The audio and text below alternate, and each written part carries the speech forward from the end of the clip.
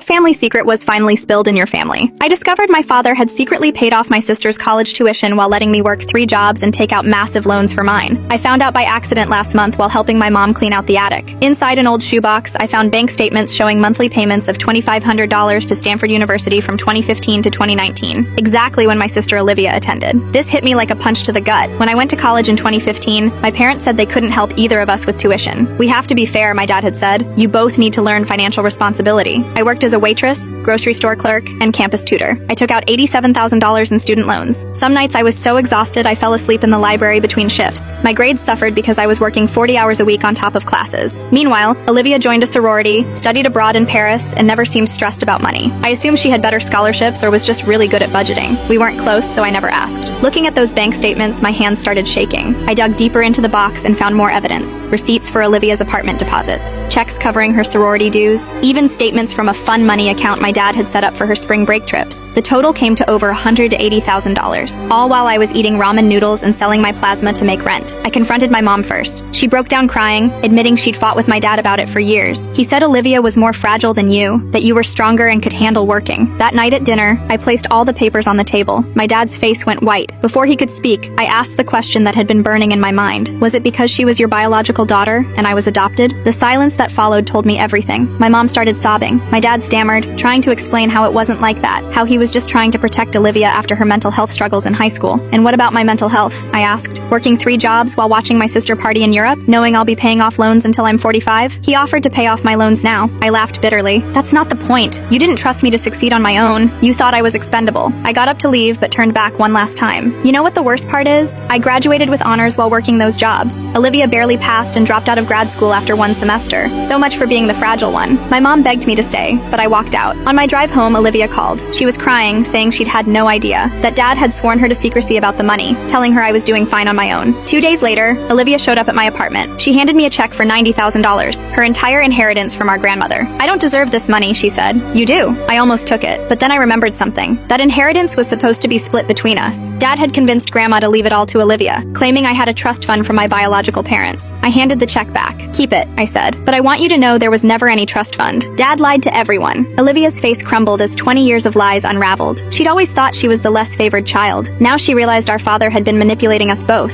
playing us against each other since we were kids. Last week, Dad had a heart attack. Not serious, but he's been calling daily, begging to make amends. Yesterday, he offered to put his house in my name as compensation. I told him to save it for Olivia's next failure. Then I blocked his number.